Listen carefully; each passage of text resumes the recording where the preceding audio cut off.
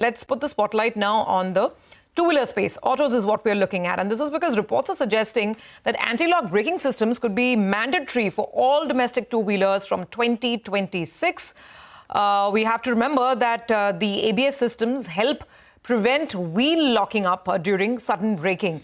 Nomura believes that prices can see an increase of 3 to 5% if the companies decide to pass it on. To talk about this, what the ramifications are, we have Kapil Singh, auto equity research analyst at Nomura. Kapil, thanks so much for joining in. Good morning to you and happy Friday. So, I believe that ABS was anyway mandatory for bikes above 125cc, but the bulk of the Indian market is below 125cc. So, what's the thought process? Because the rollout time is also very short. I mean, we're talking 1st July 2026, 6 months. First of all, do you think it's feasible? Is it possible? And I'm guessing it has to be, of course, prospectively, not retrospective. So, what are the implications for companies? Thanks, Surabhi. Good morning, everyone. So, as far as ABS is concerned, yes, you're right that it was present only in vehicles more than 125cc. But less than 125cc and below forms almost 85% of the market. And the price points there are lower, and therefore the customers are also much more price sensitive.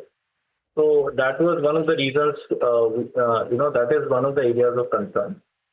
Having said that, they do have an advantage for the customer where, as we said, wheel doesn't lock. So from a safety perspective, it's important.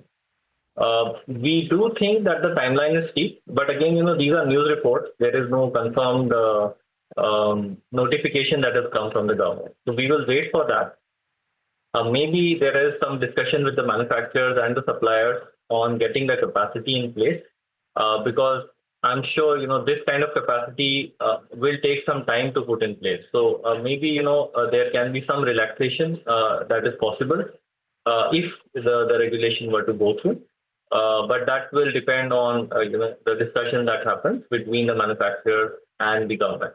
Yeah, I mean, it's not a new technology. So, yeah, you're right, because it's been there. It's applied to higher cc bikes. So it's not a new technology. It's a question of having enough capacity to, roll it out on all bikes.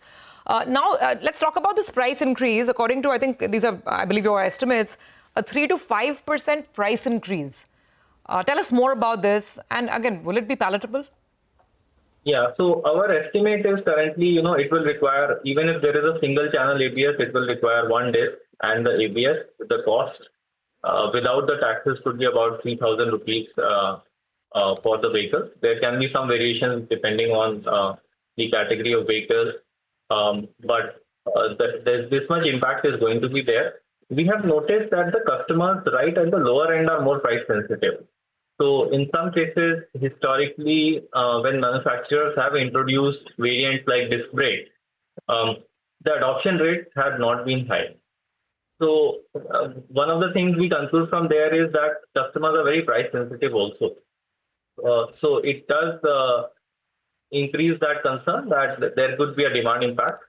Sometimes in the past also we have seen that when regulatory costs increased because of insurance or ABS, CBS, there was some impact on demand. So that is possible. We think there could be a 2 to 4% kind of demand impact possible for the industry.